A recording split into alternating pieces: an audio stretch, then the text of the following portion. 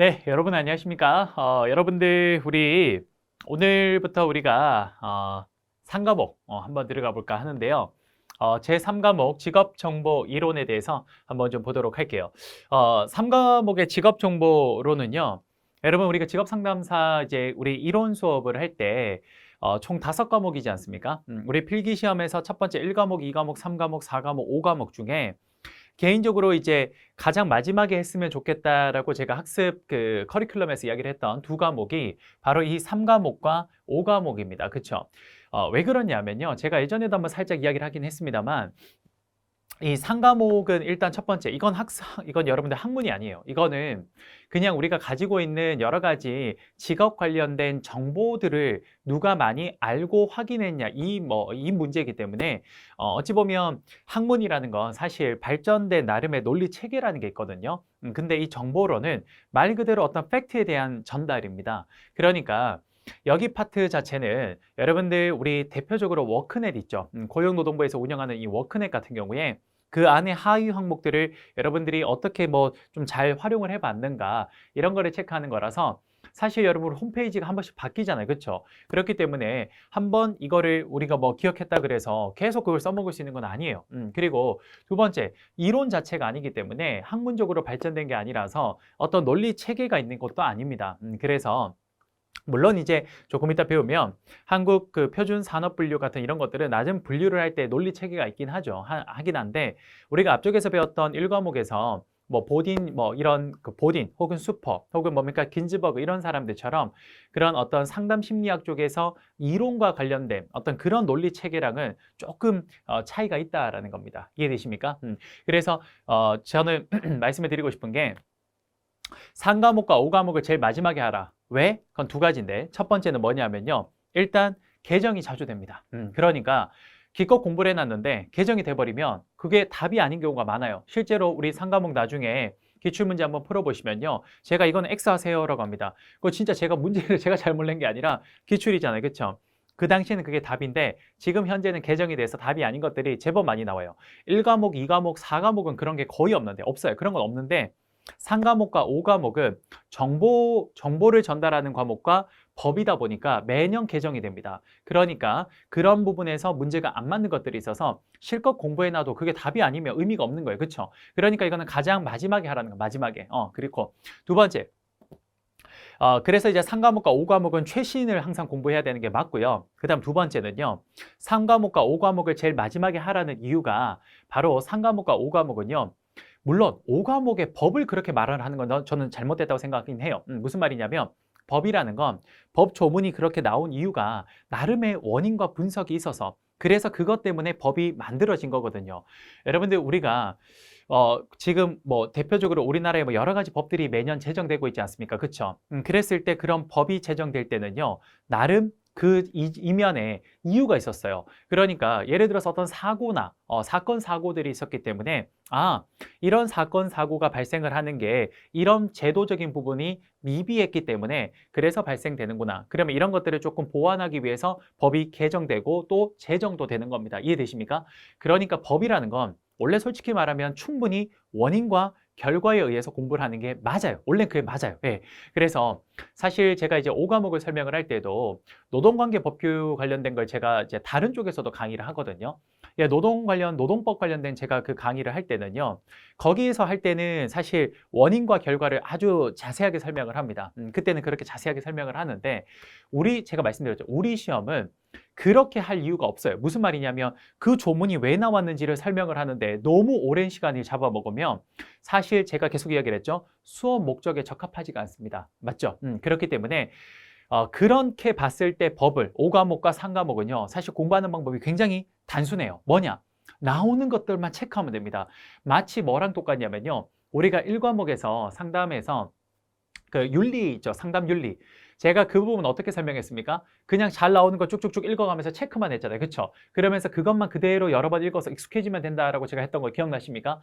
그거랑 똑같아. 그러니까 쉽게 표현하면 1과목의 상담 윤리랑 공부 방법이 똑같은 게 그게 3과목이랑 그다음 5과목이에요. 그러니까 제가 3과목과 5과목은 이렇게 강의를 할 겁니다. 어떻게 할 거냐면요. 잘 나오는 것들 위주로 제가 줄을 그어 드릴 거예요. 그러니까 여러분들이 이렇게 하면 좋아요. 물론 시간이 충분히 많다면 현재 우리 이 기본 이론서를 처음부터 끝까지 차분히 여러 번 반복하며 베스트겠죠. 그러면 100점 받을 거예요. 100점. 근데 우리 시험이 100점 받고자 하는 시험은 아니잖아요. 그렇죠? 우리는 합격이 목적이다 보니까 아무래도 제 생각은 이 시험을 준비하시는 분들이 그렇게 막 1년이라는 긴 시간을 두고 준비하시는 분, 이런 분들은 많지 않을 겁니다. 보통 한 몇 달 정도를 잡고 하실 거기 때문에 제가 말씀드린 대로 중요한 것들 위주로만 좀 여러 번 숙달을 하는 게 더 중요해요. 그러면 60점을 커트를 넘길 수가 있거든요.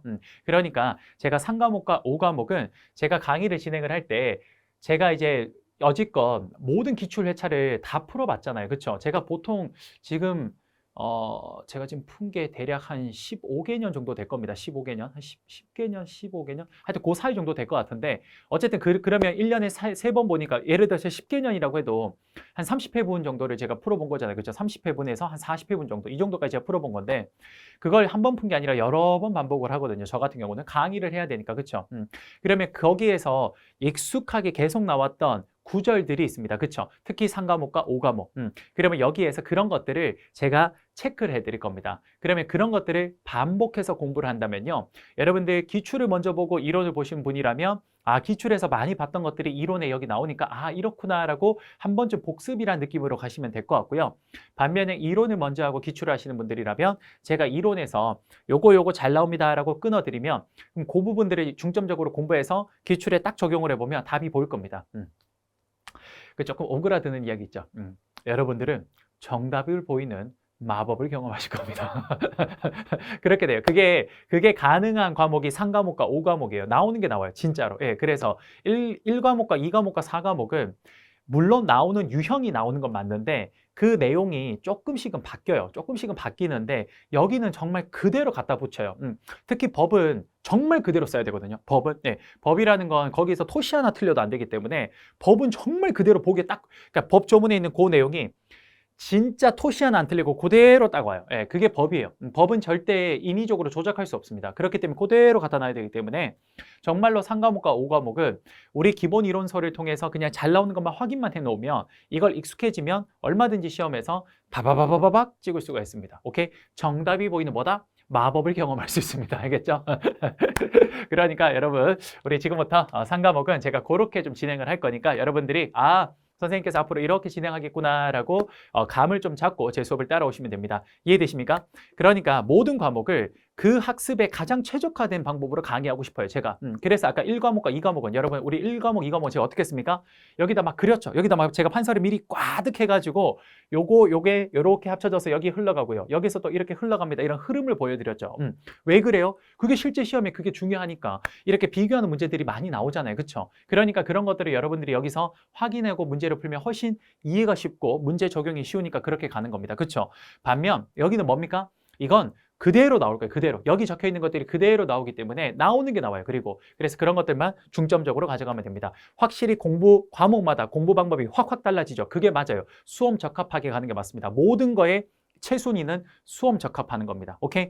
아무리 강의가 재밌고 즐거워도 여러분들이 합격 못하면 그건 좋은 강의 아니라고 생각해요. 저는. 그래서 저는 꼭 여러분들한테 물론 즐겁고 재밌는 강의도 제가 하지만 수업 목적 적합하게 하는 게 제일 중요할 것 같아요. 오케이? 자, 그렇게 진행하겠습니다. 오케이? 알겠죠?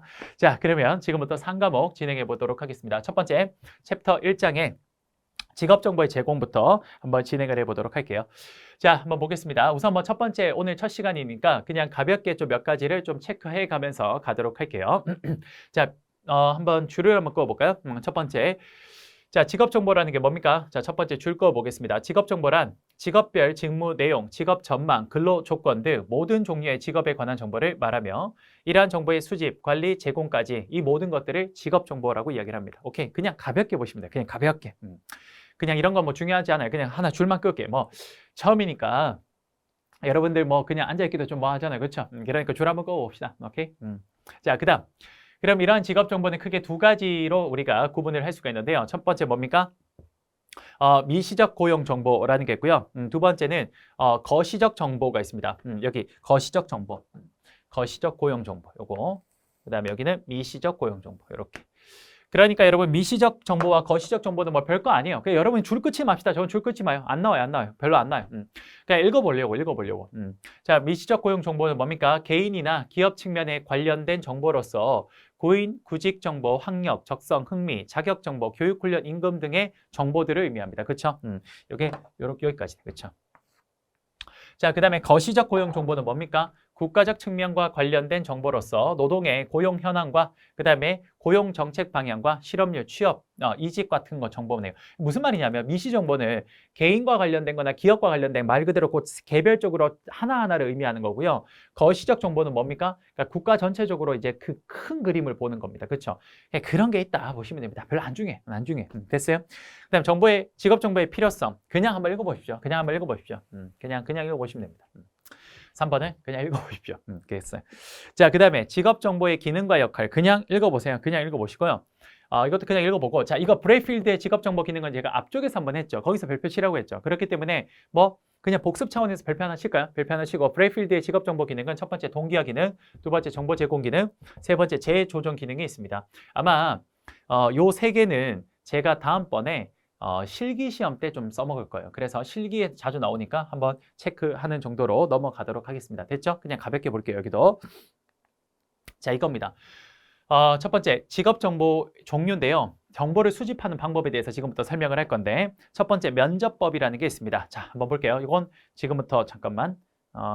요거는 이렇게 할게요. 첫 번째, 면접법 별표 하나 치겠습니다. 면접법 별표 하나 칠게요. 자, 뭐냐? 진짜 많이 면접하는 거예요. 볼게요. 연구에서 필요한 정보를 연구 대상을 직접 만나서 언어적 표현을 통해서 수집 분석하는 겁니다. 여기까지 주급죠. 그냥 면접하는 거예요. 면접하는데 그 면접법은 크게 두 가지가 있습니다. 구조적 면접법과 비구조적 면접법이라는 게 있는데 그게 여기 있습니다. 자, 볼게요. 자, 그런데 여러분 제가 구조적 면접법과 비구조적 면접법은 다른 쪽에서도 한번 이야기를 했습니다. 뭐라고 했냐면요. 구조와 비구조는 딱 하나다. 뭐냐? 표준화되어 있고 절차가 정해져 있으면 구조적, 그 다음에 그렇지 않으면 비구조적. 그럼 면접이 뭐다? 표준화되어 있고 구체적으로 질문지가 미리 다 작성이 되어 있어서 그대로 물어보면 되는 게 구조적 면접법. 비구조적 면접법은 뭡니까? 절차와 표준화가 되어 있지 않아서 면접관이 면접하는 피면접자에게 자기가 묻고 싶은 걸 좀 자유롭게 물어볼 수 있는 것. 이게 비구조적 면접법입니다. 그렇죠? 사실 말씀드린 대로 구조적과 비구조적인 건 상당히 중요해요. 상당히 중요하게 이야기를 하는데 그런데 말씀드린 대로 우리 시험에서는 그렇게 출제 빈도가 높지가 않아요. 그래서 우리 상과목에서도 구조적 면접법과 비구조적 면접법 이 두 가지가 뭔지만 한 번만 그냥 보시면 됩니다. 볼게요. 지금 다 설명했어. 볼게요. 구조적 면접이 일단 뭔지 볼게요. 면접자가 면접 조사표를 만들어서 상황에 구애됨이 없이 그러니까 상황에 우리가 이런 상황일 때 이렇게 하고 이런 상황일 때 이렇게 하는 그런 게 아니라는 거예요. 그냥 상황에 관계없이 그냥 하는 거 일관적으로. 자, 상황에 구애됨이 없이 모든 응답자에게 동일한 질문 순서와 동일한 질문 내용에 따라서 수행하는 방법입니다. 뭡니까?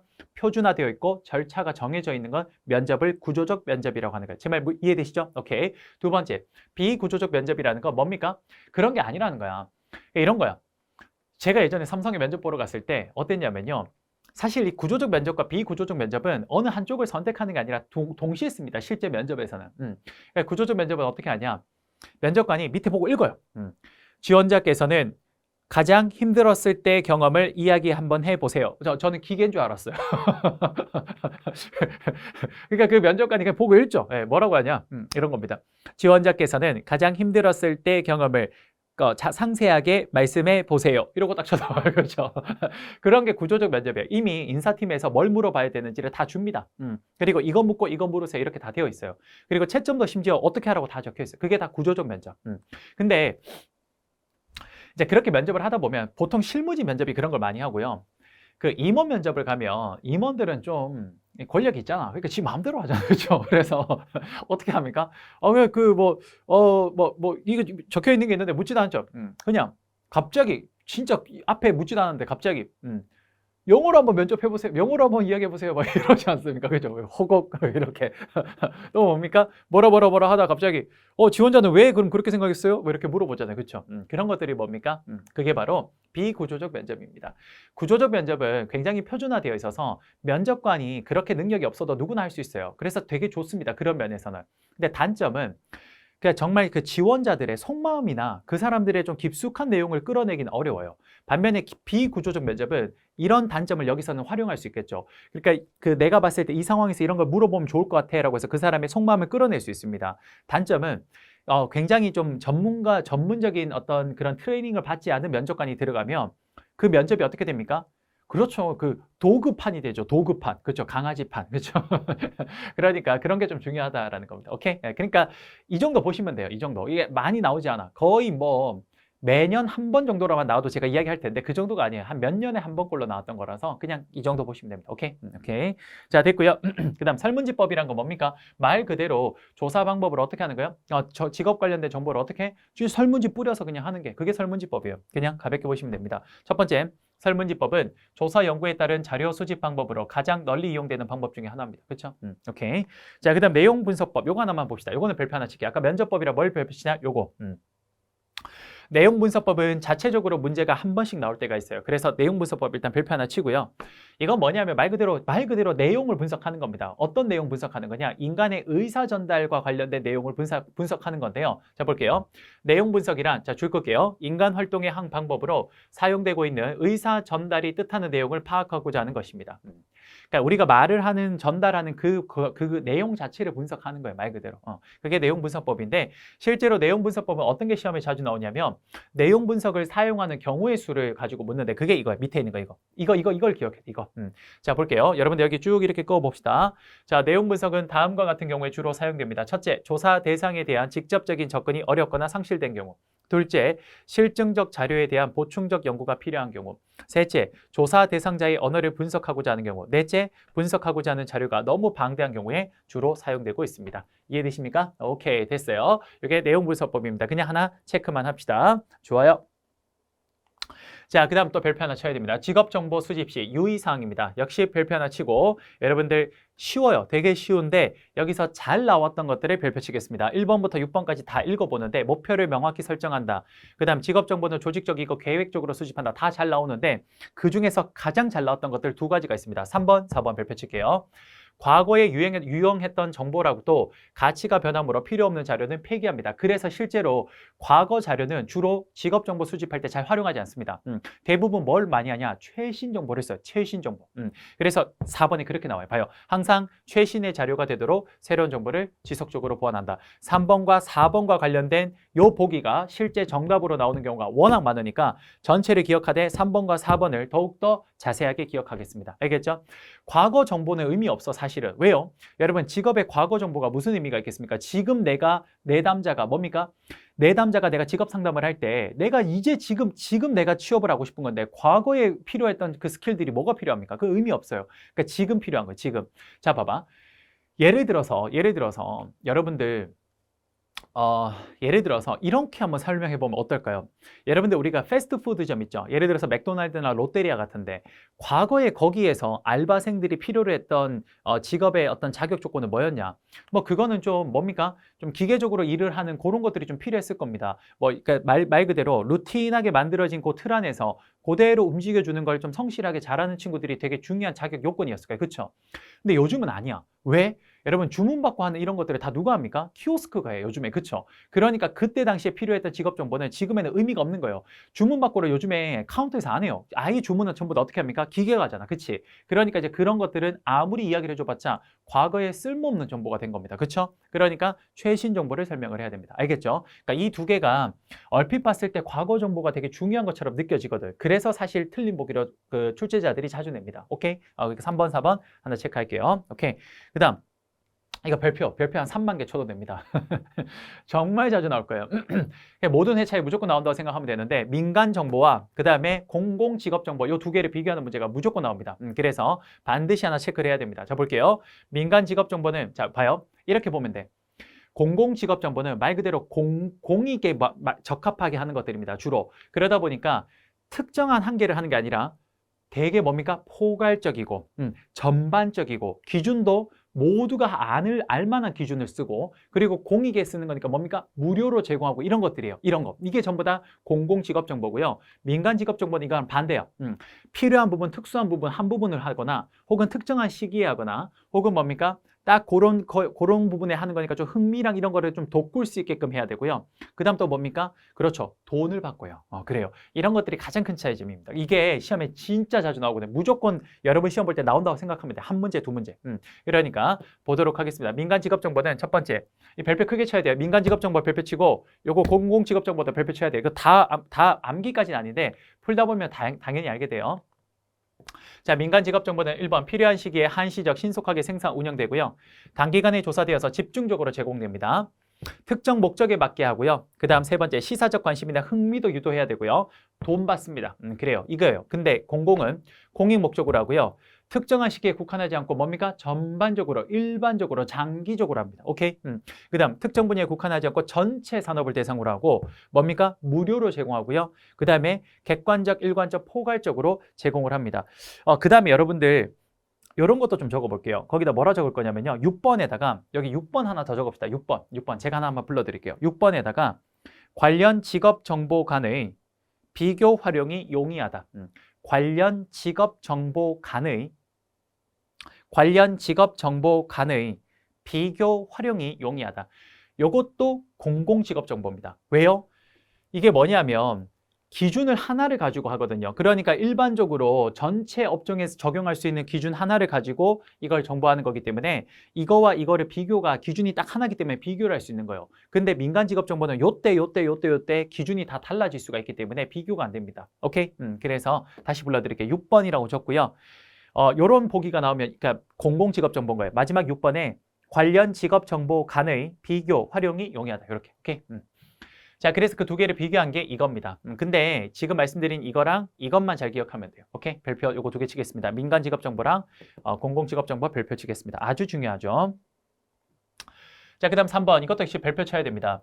직업 정보의 일반적인 처리 과정인데 자, 쭉 적혀 있는데 뭐 주저리 적혀 있는 것도 좋아요. 근데 시험 문제 어떻게 나오냐? 요 순서만 기억하면 됩니다. 제일 먼저 뭐 하냐? 이거 이것도 진짜 마르고 닳도록 나올 거예요. 별표 크게 쳐야 되는데 첫 번째 뭡니까? 직업 정보의 일반적 처리 과정의 첫 번째는 수집입니다. 두 번째 뭐예요? 분석. 세 번째 가공. 그 다음에 네 번째 체계화. 다섯 번째 제공. 여섯 번째 평가입니다. 이 순서 반드시 외우겠습니다. 거의 모든 회차에 나온다고 해도 약간 과언이 아니에요. 그러니까 반드시 암기하겠습니다. 오케이? 자, 요거 별표 크게 하나 칠게요. 됐어. 자, 그 다음에 고용정보관리의 정보 분석 시 유의사항이라고 있는데 역시 별표 하나 치겠습니다. 여기 좀 별표 칠게 많아요. 그냥 너무 근데 도덕적인 이야기라서 보면 다 알 거예요. 자, 1번 정보 분석 시 유의사항 별표 하나 칠게. 명확히 분류해야 되고요. 가장 효율적으로 검색할 수 있는 방법으로 분류하고 객관적이고 정확한 최신 자료를 선정합니다. 그래서 보통은 뭐 정보 조금 이따 제공하는 거 나오는데 정보를 제공할 때는 장점만 제공한다 이런 거 다 틀린 거예요. 객관적으로 해야 돼 무조건. 그 다음 진로 전문가와 직업 전문가에 의해서 이루어지는 거, 전문가에 의해서 이루어지는 거 맞고요. 오래되거나 불필요한 것은 버립니다. 왜요? 최신 정보니까. 오케이? 자, 그 다음 정보를 분석. 자, 아까 전에는 정보를 분석할 때고요. 그거를 이제 가공할 때는 유의할 사항이 뭐냐? 역시 중요합니다. 별표 하나 칠게요. 시험에 잘 나와요. 자, 보겠습니다. 정보 가공 시 유의사항. 평이한 언어로 가공해야 됩니다. 왜냐? 우리가 그걸 보는 사람이 누구예요? 그렇죠. 비전문가이기 때문에. 이거 시험에 잘 나오는 게, 잘 봐. 직업 정보를 수집하고 분석하고 가공하는 거 누가 하냐면요. 그건 전문가가 해. 하지만 전문가가 한다고 해서 그 언어를 전문적으로 쓰는 건 안 돼요. 왜? 그거를 누가 봅니까? 일반인이. 그러니까 전문가가 분석 가공을 하되 그들이 그렇게 해서 만든 정보는 비전문가가 봤을 때 뭡니까? 이해하기 쉬워야 되기 때문에 평이한 언어로 작성돼야 됩니다. 그래서 기출에 아주 틀린 보기로 자주 나오는 게 전문 용어로 써야 된다라는 말이 나와요. 다 틀린 거예요. 오케이? 오케이. 그 다음에 2번에 직업의 장단점을 그렇지 편견 없이 제공해야 됩니다. 이거 아주 잘 나와요. 2번. 오케이. 3번 이게 어떻게 나오냐면 직업의 장점 위주로 서술한다 이렇게 나옵니다. 다 틀렸어. 3번 현황은 가장 최신 자료를 활용해야 되고 표준된 정보를 활용하는 거. 객관적 어투를 사용하고 시청각 효과도 많이 사용을 합니다. 좀 더 효과적으로 전달하기 위해서. 6번에 정보 제공 방법에는 적절한 형태를 제공하는 것도 맞습니다. 전부 다 체크할게요. 오케이. 그 다음 정보 제공을 할 때 유의할 사항도 역시 체크하겠습니다. 요 세 개가 도덕 문제로 되게 자주 나와요. 이거 분석 시 유의사항, 가공 시 유의사항, 그 다음에 제공 시 유의사항 이 세 가지가 굉장히 도덕적 문제로 자주 나오기 때문에 체크하겠습니다. 1번 직업 정보는 이용자의 구매에 맞도록 생산돼야 되고 당연하죠. 그 사람이 필요하게끔 만들어져야 되고요. 두 번째 생산 과정을 공개해야 되고 당연히 투명하게 하기 위해서. 세 번째 상담자는 모든 형태 자료에 구분을 두지 않은 채 다양한 정보 수집을 할 수 있도록 노력을 해야 됩니다. 보통 한쪽 부분만 수집하려고 노력한다. 이런 거 다 틀린 겁니다. 한 면만 이런 거 다 틀린 거예요. 틀린 보기로 자주 나오는 거.